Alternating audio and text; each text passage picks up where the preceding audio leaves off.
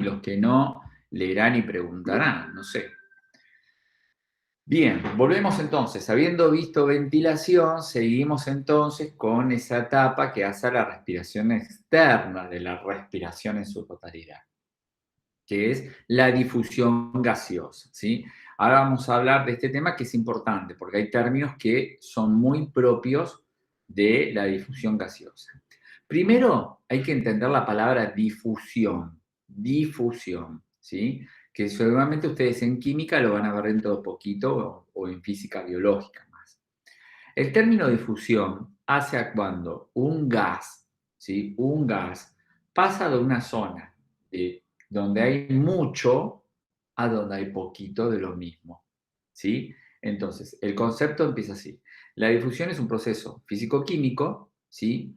Donde es irreversible. Una vez que una cosa pasa de un lado para el otro, ¿puede volver a pasar? Sí, pero por diferencias de concentración. Entonces, la difusión es cuando un gas pasa de un lugar al otro, donde hay mucho a donde hay poquito, ¿sí? La difusión siempre se produce con los gases, ¿sí? Los gases difunden. En cambio, los líquidos hacen ósmosis, que es algo parecido, pero lo hacen los líquidos. Los gases difunden, los líquidos hacen ósmosis. Primera gran diferencia. Lo que siempre es igual es que se pasa de donde hay mucha concentración o presión a donde hay poquita concentración o presión de ese gas o de ese líquido en caso de la ósmosis. Lo que estamos viendo acá, aquí estoy, disculpen, se activó un aparato. Lo que estamos viendo acá es lo que se llama el alvéolo, ¿sí? El alvéolo es la unidad funcional del pulmón, ¿sí? El pulmón, además de la vía aérea baja, que está toda dividiéndose por dentro, termina en lo que se llama los sacos alveolares. Miren, vamos a mostrar una imagen. No tengo una respuesta para eso.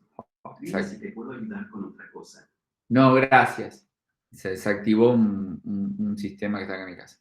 Bueno, ven, acá tenemos los bronquiolos respiratorios. ¿Se acuerdan? Yo les conté que el bronquiolo respiratorio era la última ramita de la vía aérea baja, ¿sí? Y que entraba al saco alveolar, donde están todos los alveolos, ¿ven? Acá tenemos entonces los conductos alveolares, los sacos alveolares, están todos los alveolos. Y un alveolo se llama unidad funcional. Y una unidad funcional, ¿sí? Que es un solo alvéolo, la unidad funcional se define como la mínima expresión de células o tejido que sobrelleva la función de todo el órgano donde está. Es decir, entre paréntesis, un alvéolo sería como un pulmón en pequeñito, ¿sí? Vuelvo. Entonces, la unidad funcional del pulmón es el alvéolo. El alvéolo con una membrana que se llama alvéolo capilar, ¿sí? Esto lo van a ver de vuelta en anatomía y fisiología y cuando lo toquen van a decir, ah, algo vimos con Diego. Entonces, el alvéolo, que es esto que está acá, con el aire adentro, y la membrana alvéolo capilar que está acá, que separa el alvéolo de las arterias pulmonares y de las venas pulmonares, es lo que permite formar la unidad funcional. Por eso se llama la membrana alvéolo capilar, es la unidad funcional del pulmón. Es un pulmón en pequeñito, con propiedad, es la mínima expresión de tejido y células que expresan la función del órgano en su totalidad. Hay algo que se llama circulación mayor y menor. ¿Recuerdan haber visto algo de eso cuando estudiaron auxiliar de enfermería? Sí, Muy bien. La circulación mayor o mayor o sistémica o bien pulmonar o menor es la siguiente. A ver, venga, vamos a buscar una imagen mejor para que se entienda. Denme un segundito. A ver acá. No, esta va a ser complicada. Denme un segundito. Vamos a buscar. Esto es lo único bueno que tiene la virtualidad, que les puedo mostrar imágenes en 2 patadas. Bien.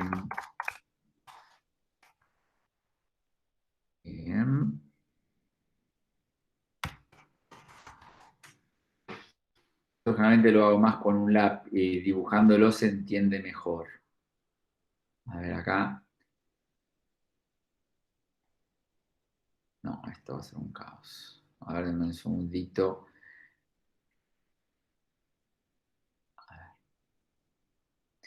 La sangre que viene del cuerpo humano, que retorna al corazón, que llega a la aurícula, no, acá esto no se ve nada. Vamos a volver acá.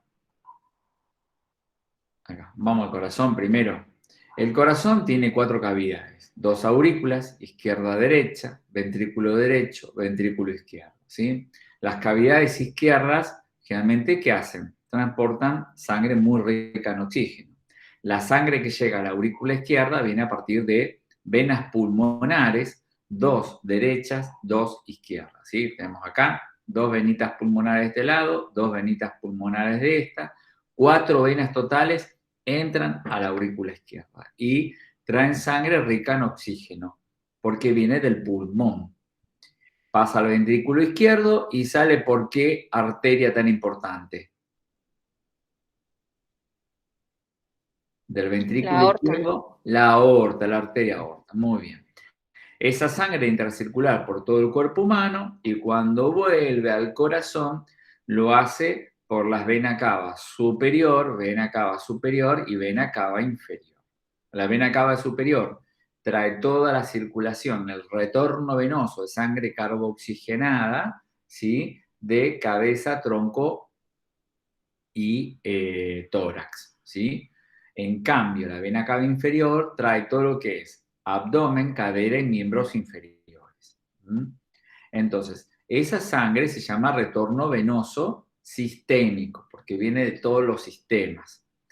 Llega a la aurícula derecha, pasa al ventrículo derecho y se va por la arteria pulmonar, ¿sí? Que después se divide en izquierda y derecha y se va a los pulmones. Entonces, la circulación menor o pulmonar, menor porque es de trayecto cortito y su nombre propio es pulmonar. Empieza en el ventrículo derecho, va por las arterias pulmonares llevando sangre pobre en oxígeno, toca el pulmón y vuelve por las venas pulmonares con sangre ya rica en oxígeno hasta la aurícula izquierda. Y ahí se terminó la circulación menor o pulmonar. ¿Estamos hasta ahí? Sí. Muy bien. La circulación mayor o sistémica, sistema porque aborda todos los sistemas, empieza en el ventrículo izquierdo llevando sangre muy rica en oxígeno, que venía de la aurícula izquierda y venía del pulmón antes, toma la aorta, distribuye por todo el aparato y sistemas, y luego, obviamente, retorna al corazón derecho por las venas cavas hasta la aurícula derecha, trayendo sangre carbooxigenada. Entonces, el circuito mayor o sistémico empieza en el ventrículo izquierdo y termina en la aurícula derecha. ¿Se entendió mínimamente dónde empieza uno y dónde termina? Sí, profe. Perfecto. Sí, sí. Volviendo acá a mi unidad funcional, a mi alvéolo y su membrana alvéolo capilar. Entonces, acá viene la arteria pulmonar, que habíamos dicho que venía con sangre muy pobre en oxígeno. ¿Ves que viene con hematíes, glóbulos rojos, que vienen azulados, porque vienen llenos de dióxido de carbono? Entonces, ¿qué pasa? Cuando se encuentran con la membrana alvéolo capilar, ¿sí? Y el alvéolo está lleno de aire, de oxígeno principalmente, y muy poquito de PCO2. Entonces, la célula viene llena de dióxido de carbono. ¿Y qué hace? Difusión. Si la célula tiene mucho y adentro del alvéolo hay poca CO2, ¿qué hace? Se la entrega al alvéolo. Acordate que la premisa es de donde hay mucho a donde hay poco, ¿sí? Entonces, acá hay mucha CO2 y ¿qué hace? Se la regala al alvéolo y dice, toma, yo tengo mucho y vos tenés poco. Le difunde. En cambio, el oxígeno, que es muy rico dentro del alvéolo, ¿qué ve? Una célula con muy poquito de oxígeno. Entonces, pasa de donde hay mucho a donde hay poco. ¿Se entendió el proceso de difusión de un lado hacia el otro? Sí, profe. Bueno, los demás, pregunta, a ver, de los muchos que somos 8, ¿lo van entendiendo un poco este Sí, proceso? se va entendiendo, sí. Bien, Bastante, muy bastante. bien, perfecto. Entonces la célula ahora que hizo difusión para entregar el dióxido, para agarrarse oxígeno, vuelve rica en oxígeno y se va a las venas pulmonares. ¿Se va a dónde? A la aurícula izquierda, con 4 venas pulmonares por llegar. ¿Sí? Entonces, la difusión es un proceso de respiración externa que participa de la respiración en general y hay una palabra que es clave. Todo esto que yo expliqué se resume en una sola palabra, hematosis. ¿Sí? Cuando yo diga, explique hematosis o qué es la hematosis, tenés que explicar todo esto que hace a la difusión gaseosa. ¿Mm? Por ejemplo, los pacientes con COVID, ¿sí? Los pacientes con COVID, cuando tienen lo que ayer decíamos, una gran liberación de citoquinas, alteran la capacidad de estos alvéolos en producir difusión y el paciente empieza a tener una pobre difusión, hematíes con muy poquito oxígeno y por eso empieza a insaturar. ¿Mm? Por ejemplo, ¿sí? Pero el problema está acá adentro, ¿sí? Del pulmón, ¿dónde? En la unidad funcional. ¿Y qué es la unidad funcional? La membrana alveolo-capilar. ¿Y cuál es la función principal de la membrana alveolo-capilar? La difusión gaseosa. ¿Cómo se dice difusión gaseosa con otro nombre? Hematosis. ¿Sí? Son todos como sinónimos. Muy bien. Superada la difusión gaseosa, el oxígeno tiene que circular. Ahora lo mandé a la aurícula izquierda, pero el oxígeno tiene que, de alguna manera, transportarse, ¿sí? Y eso se llama perfusión. ¿Perfusión qué significa? Circular, ¿sí? Y acá entramos en la perfusión gaseosa o en ese momento de respiración interna. Se dice respiración interna porque los gases, el dióxido y el oxígeno, empiezan a circular por el cuerpo humano. El oxígeno tiene dos maneras de circular por el cuerpo humano. Una unida al glóbulo rojo y del glóbulo rojo a la hemoglobina. ¿Sí? ¿Vieron que hay algo que se llama hemoglobina? ¿Escucharon alguna vez esa palabra? Sí. Sí, en el Sí, se laboratorio. escuchó. Muy bien. La hemoglobina es lo que le da el color rojo a la sangre y se lo da mucho más aún cuando se satura de oxígeno. Cuando yo digo que controlé la saturación de oxígeno a mi paciente, ¿sí? Que los valores normales de cuántos son, les pregunto a ustedes, ¿cuáles son los valores normales de saturación en una persona cualquiera? 95 a 100%. Muy bien, esos son los valores normales. Cuando yo digo que controlé la saturación, lo que estoy controlando, ¿sí? El detrás de escena de eso es saber cuánta de mi hemoglobina que está en los glóbulos rojos está saturada de oxígeno, ¿sí? Porque el mayor caudal de oxígeno que circula por el cuerpo humano va unida a la hemoglobina, saturando a la hemoglobina, ¿sí? Hay una cantidad muy pequeñita que no va unida a la hemoglobina, que va libre en el plasma, ¿sí? Igual que el dióxido de carbono, van libres, sueltos, adheridos a la nada, van generando presión y ahí aparece el término PCO2, presión de dióxido de carbono, PO2, presión de oxígeno. Y yo digo, si con el saturómetro puedo medir lo que satura el glóbulo rojo con la hemoglobina, ¿cómo puedo saber la presión que generan los gases adentro de la sangre? Hay que hacer un estudio. ¿Cuál será ese estudio que hacemos? ¿Haces en sangre? Gasometría. Perfecto. Gases en sangre. Muy bien.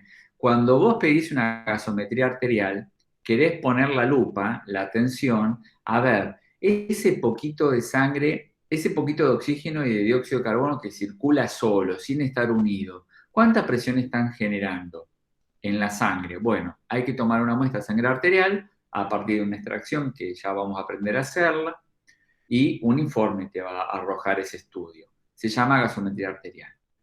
Entonces, el oxígeno circula de dos maneras, unida al hematíe, a la hemoglobina del hematío del glóbulo rojo o libre en el plasma. ¿Cómo monitorizo una y otra? Con el saturómetro, la hemoglobina saturada, y con la gasometría, los gases liberados, ¿sí? Una manera también de valorar la perfusión sanguínea, si yo no tengo saturómetro, es observar, por ejemplo. Por ejemplo, si yo tengo una baja concentración de oxígeno en sangre, ¿qué color tomarán, por ejemplo, los lechos unguiales? Los lechos unguiales es lo que está debajo de la uña. Cianosis.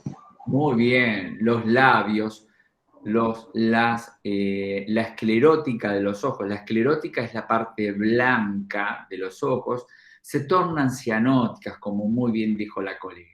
Y también una manera de valorar la perfusión un poquito más objetiva, porque a veces uno dice, che, yo lo noto medio cianótico. No, yo lo noto pálido. Y otro te puede decir, no, yo lo noto más o menos normal.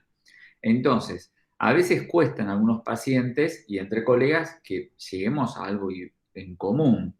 Entonces, algo que te puede ayudar para valorar la perfusión es conocer a partir del relleno capilar, ¿sí? Cuando vos valorás el relleno capilar, estás valorando la perfusión que hay gaseosa a nivel de las extremidades.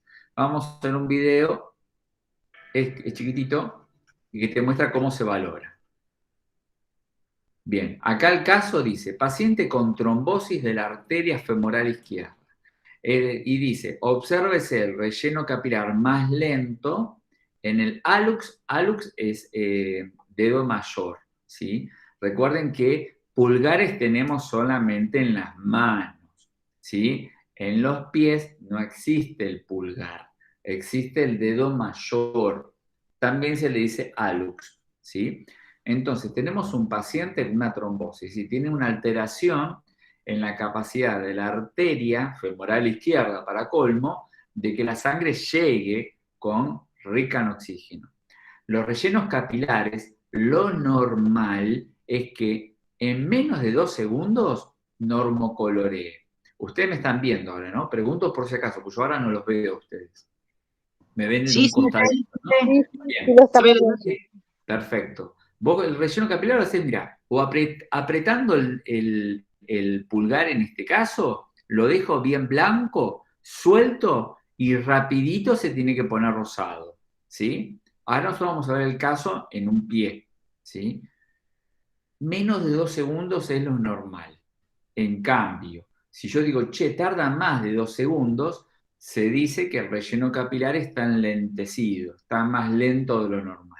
Entonces eso habla que hay un problema de perfusión en este paciente por una trombosis, ¿sí? Vamos a mirar el video. Acuérdate, el izquierdo es el problema.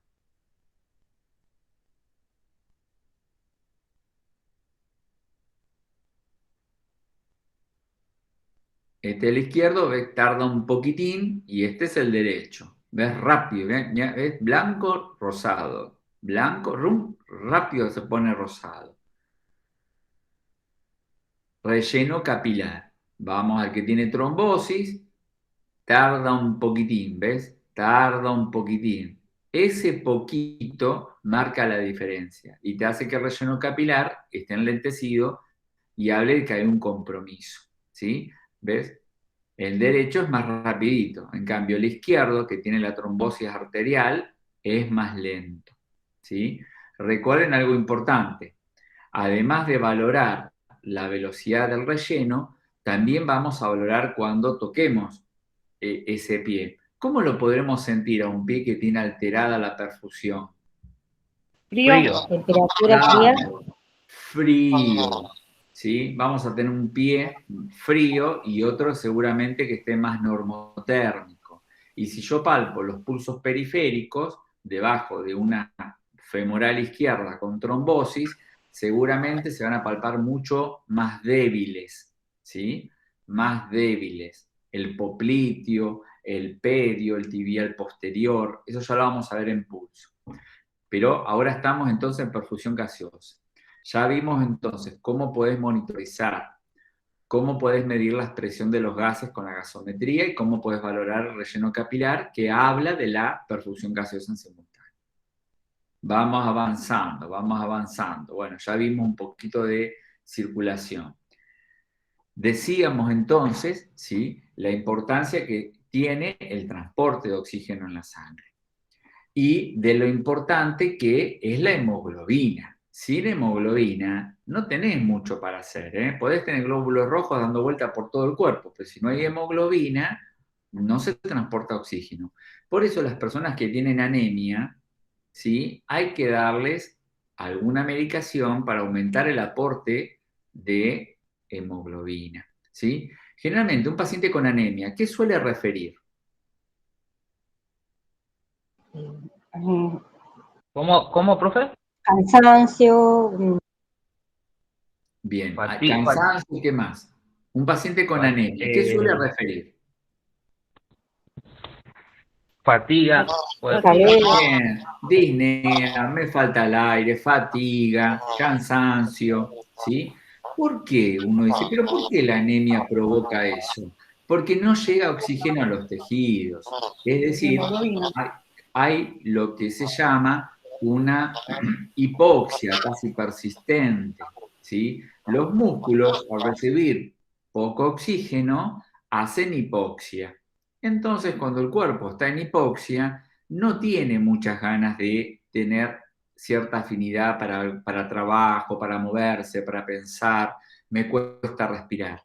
Entonces, las anemias, principalmente ferropénicas, ¿sí? Recuerden que todo lo que termina en penia es carencia, ¿sí? Leucopenia, ¿qué significará? Leucopenia. Penia es carencia, es un sufijo, está detrás de la palabra. ¿Qué será si yo digo leucopenia? disminución de los glóbulos blancos. Muy bien, perfecto. Leuco de leucocitos. Tiene neutropenia. Claro, disminución de los Neutropenia. glóbulos blancos, sí. ¿Cuál es? Neutropenia. Los neutrófilos. Perfecto. Vieron que vamos a tener pacientes que a veces están post-quimioterapia y 2-3 días después que terminó un ciclo, ingresan neutropénicos y hay que aislarlos a esos pacientes para cuidarlos de infecciones oportunistas. Tengo un paciente con trombocitopenia o plaquetopenia. ¿Qué le está pasando? Se dice de las dos maneras. Tiene disminución de las plaquetas. Perfecto. Entonces, acuérdate que el término peña es disminución, ¿sí? Y el prefijo es lo que está disminuido. Entonces, cuando un paciente tiene una anemia ferropénica, ¿qué tendrá? ¿Una anemia de qué origen? Del hierro, puede ser, profe. Muy bien, en déficit de hierro, porque el hierro en la química se escribe Fe, Fe. Entonces, ferropénico significa que tiene disminuida la concentración de hierro. El hierro es importante porque el hierro, junto a una proteína, forman la hemoglobina. La hemoglobina, si yo la tengo acá y la desarmo, se me arman dos. Sale una proteína que se llama globina y por el otro lado el hierro se va por otro lado. Si lo junto, formo hemoglobina. Si lo separo, formo una proteína y el hierro. Entonces, yo tengo que tener de los dos, pero lo que más déficit hay generalmente es de hierro. ¿Cuál es el tratamiento que ustedes creen que más reciben los pacientes cuando tienen anemia? De sus pacientes, ¿qué recuerdan que le indicaban? ¿O alguno de ustedes tomó? Hierro, Hierro, ¿Y transfusión. qué más? hierro y la comida, el Transfusión. hierro. Ácido fólico puede Ahí ser. está, muy Ácido bien. fólico. El combo es darle sulfato ferroso, porque se toma vía oral. El hierro elemental como tal suele ser o intramuscular, que duele un montón, o parenteral, endovenoso diluido, pasar en 2-3 horas. Hay una versión de hierro elemental que es muy nuevito, que lo usamos mucho en pediatría, que se tolera muy bien, genera pocos náuseas y vómitos. O si no, tenés el clásico sulfato ferroso. ¿sí? Que es un hierro preparado para tomar por vía oral, ¿sí? Recuerden que el hierro se tiene que tomar siempre. ¿Lejos de qué productos? Las ¿De los comidas. alimentos? ¿Y cuál? Que contengan qué esos alimentos. Verduras. No. No. ¿Fibras? No. Lácteos. Lácteos, sí. El sulfato ferroso, que es un hierro preparado para tomar vía oral, siempre hay que tomarlo lejos de los lácteos, porque los lácteos lo engloba el hierro y no lo deja absorber. Por eso siempre cuando se toma hay que decirle al paciente lejos del desayuno y antes del almuerzo, para alejarse de los lácteos, ¿sí? Y hay una sustancia que aumenta la absorción del hierro, que son los cítricos, ¿sí? Si un paciente tiene que tomar un comprimido de hierro o gotitas de hierro, como nos pasa a los niños, siempre se lo combinamos con un poco de jugo de naranja, por ejemplo, porque aumenta la absorción del hierro. Y el combo, como muy bien dijo una compañera, es darlo con ácido fólico. El ácido fólico es una vitamina del complejo B. Y lo que hace el ácido fólico, estimula a la médula ósea roja y le dice, haceme muchos glóbulos rojos. Entonces, por un lado, el ácido fólico te aumenta los glóbulos rojos. Y el hierro le aporta la proteína, le aporta el hierro para la hemoglobina. ¿Se entiende por qué el combo de que le damos? Sí, ¿Se profe. entendió? Muy bien. Entonces, acordate el combo y el porqué. Lo importante es el fundamento, no el segmento. Producción. Ácido fólico y hierro, no. Ahora sabes que el ácido fólico es una vitamina del grupo B que lo que hace es estimular la médula ósea roja, que tenemos generalmente en los huesos largos, y estimula la producción de hematíes, pero también de glóbulos blancos y de plaquetas, pero mucho de los glóbulos rojos, que también le decimos hematíes.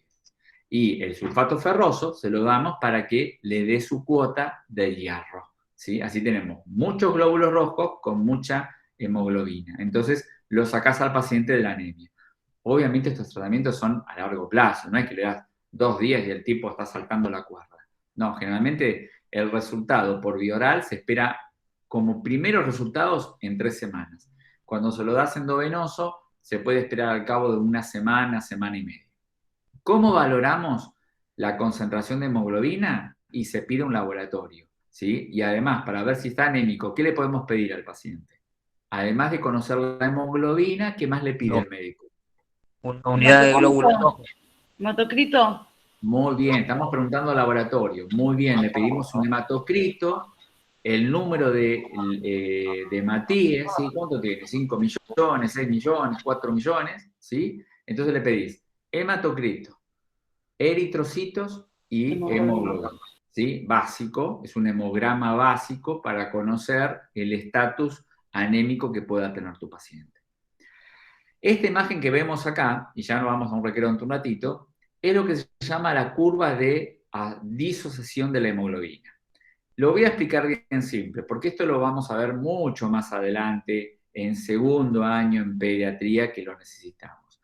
Lo que hoy sí yo necesito es que cuando vos veas esta imagen, tengas una idea de lo que se trata, digas, sé de qué se trata. Ahora no me pidan una gran explicación, pero sé de qué se trata. Y de lo que se trata es evaluable, ¿sí? Lo que esto está explicando, ves que en esta columna tenés cuánto de la hemoglobina está saturada, ¿sí? Ves que dice saturación de la hemoglobina, de 0 a 100%. Y de este lado, en este eje horizontal, este es el eje vertical y este es el eje horizontal, tenés la presión parcial de oxígeno, que se mide en milímetros de mercurio y va de 0 a 100. Lo que te explica esta curva, porque se hace una curva, te dice lo siguiente, que un paciente, ¿sí?, hipotérmico, con poca presión de dióxido de carbono y con alcalosis, esto todo se va a juntar dentro de una semana cuando entendamos estos conceptos. Suele tener mejor saturación de hemoglobina, ¿sí?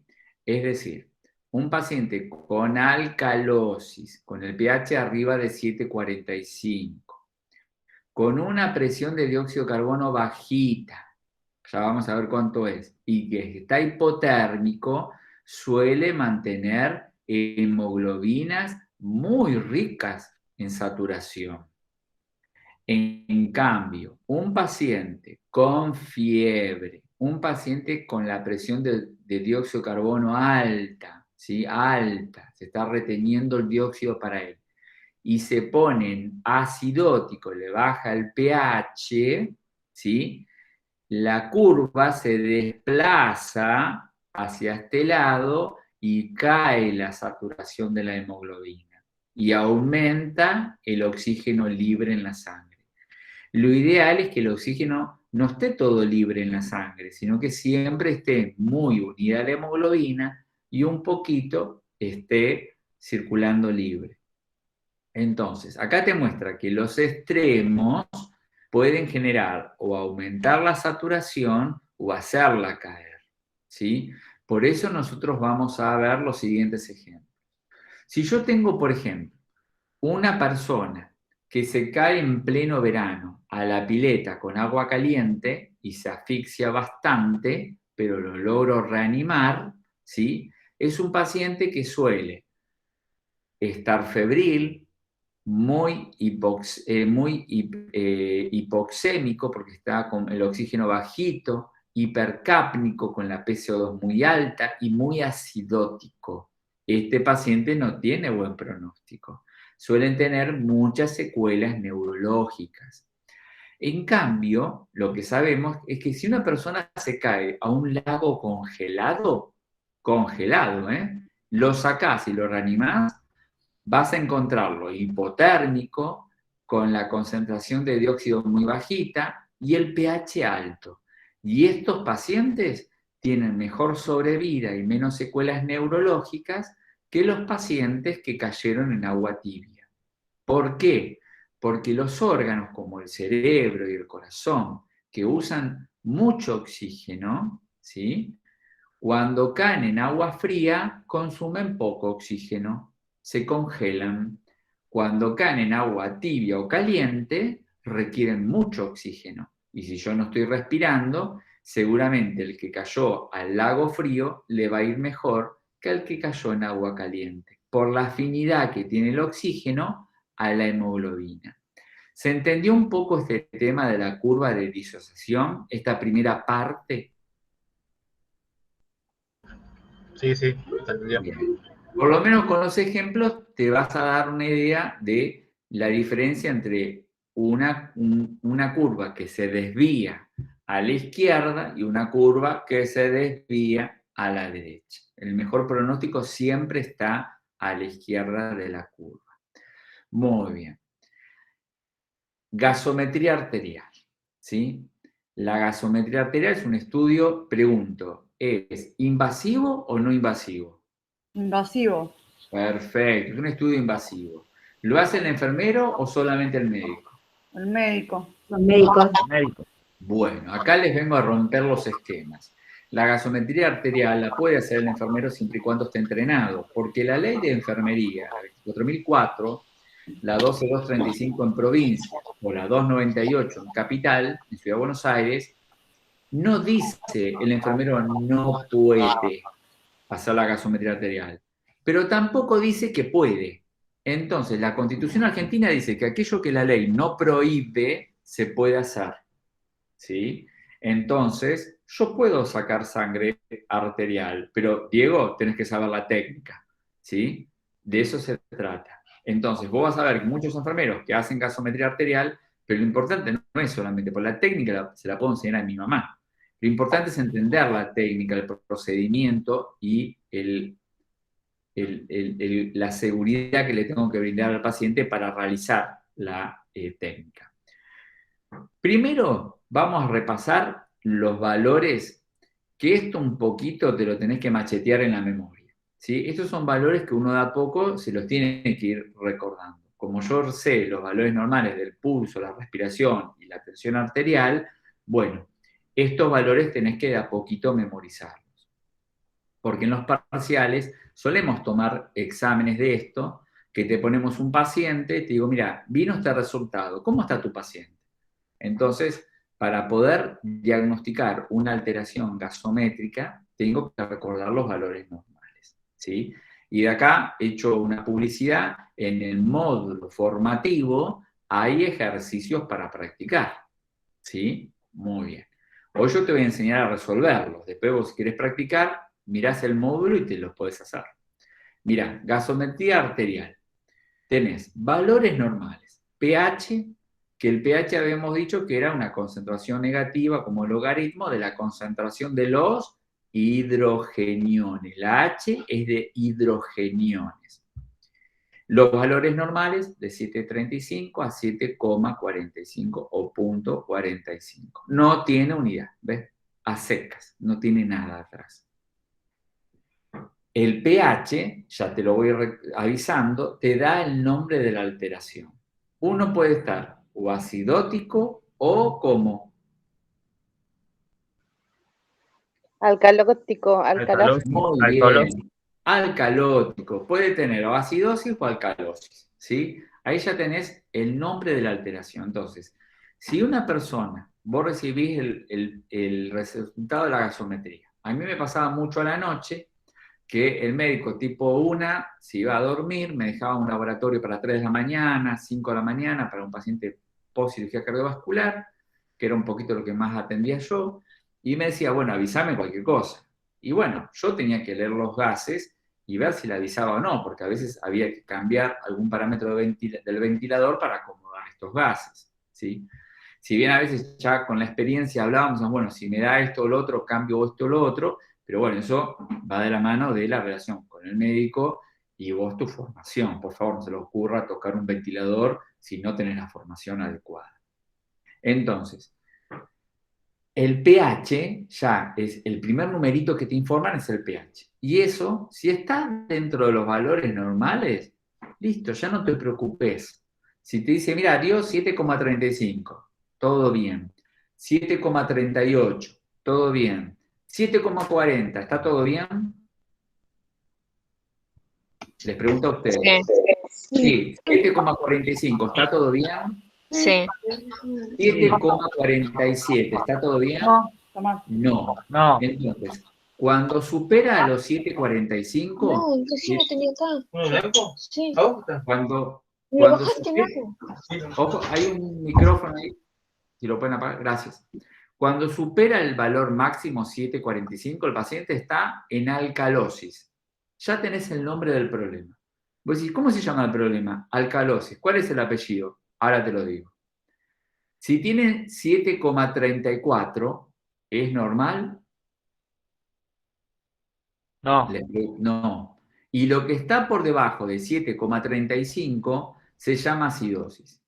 Entonces, con el pH, solamente con el valor del pH, ya tenés el nombre del problema. Ahora hay que buscar su apellido. Entonces, si yo te digo, un paciente tiene un pH de 7,55, ¿qué tiene? Alcalosis respiratoria.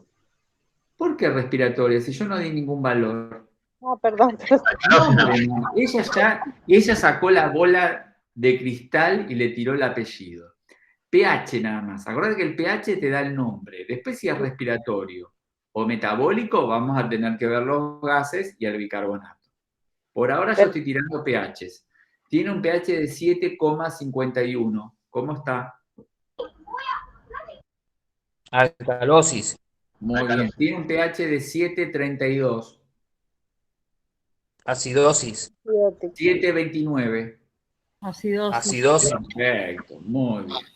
Entonces, cuando sale de lo normal el pH, o alcalosis o acidosis. Ahora, como recién la colega tiró una alcalosis respiratoria, lo que ella dijo, el problema, el nombre y el apellido. El apellido se busca mirando los gases PaO2, PaCO2. Esto significa presión parcial de oxígeno, presión parcial de dióxido de carbono, que es lo que circula libre en el plasma. ¿Se acuerdan que hace un rato decíamos que el oxígeno le encantaba circular solo en el plasma a veces? Todo el tiempo lo hace, ¿no? Bueno, esto lo que está midiendo la gasometría, está midiendo cómo esos gases están libres y generando presión, Por eso se miden en milímetros de mercurio. Los gases en la sangre se miden en milímetros de mercurio, como la tensión arterial o la presión. Mide también la saturación y HCO3- es el bicarbonato de sodio. Entonces, para saber el apellido tenés que mirar la PO2, la PCO2 y el bicarbonato de sodio. Con eso alcanza, con eso alcanza. Si yo miro y digo lo siguiente, mira, tiene 7,50. 7,50. ¿Qué tiene el paciente? Alcalosis. Muy bien. Y te digo, tiene una PO2 de 90. ¿Es normal? PO2 de 90. Sí, Sí. normal. Sí. Tiene una PCO2 de 41. ¿Está normal? Sí. Sí. Y Sí. tiene un bicarbonato de No. 30. ¿Está normal? No. No. No. No, Entonces, el problema, ¿dónde está? En el bicarbonato. Si el Carbonato. problema está en el bicarbonato, el apellido es metabólico. Si el problema hubiese estado en los gases, es respiratorio. ¿Se entendió ese concepto? Sí, Sí. profe. Bien, vamos a otro ejercicio. Tiene 7,31. Anótense esto en algún lugar. Yo para cómo hoy me vine a mi casa no me traje ni para escribir. Esperen un segundo. Denme un minuto.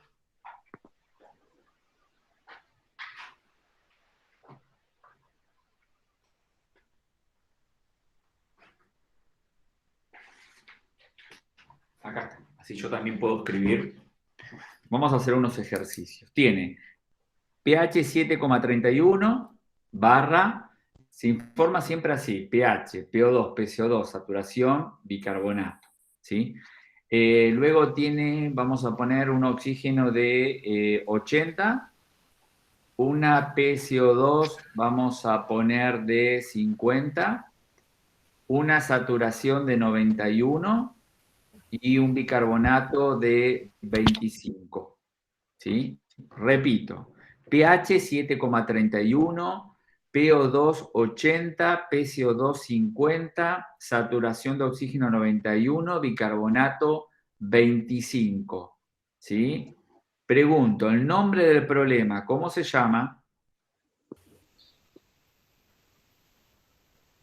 pH 7,31. ¿El nombre del problema cuál es?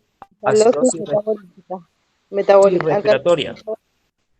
Respiratoria. Respiratoria. Porque miren, la PO2, ¿la tengo normal? Acidosis.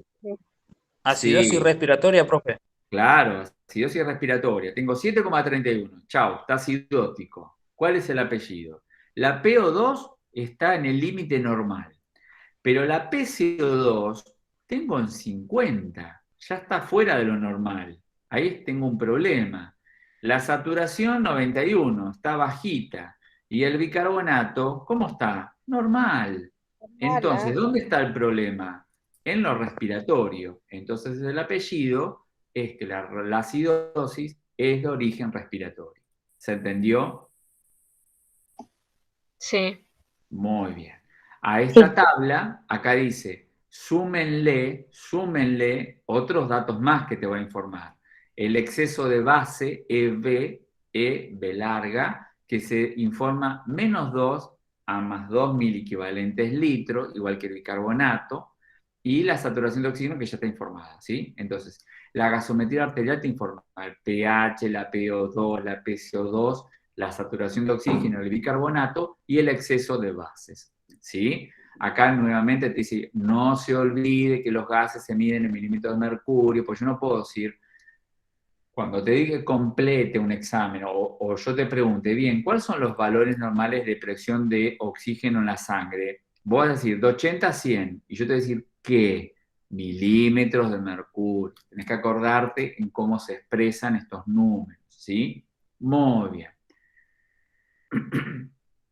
Ya falta poquito y hagamos una cosa. Nos tomamos ahora un impasse, vemos extracción de gasometría, lectura de unas cositas de laboratorio de gasometría, algunos términos, ya no los resultados porque lo acabamos de aprender, vemos extracción y con eso ya hoy terminamos, ¿sí? Recuerden que mañana a la 1 nos volvemos a ver. Pero ahora nos tomamos un recreo chiquitín para descansar, yo la voz y ustedes de mí, así que detengo la grabación.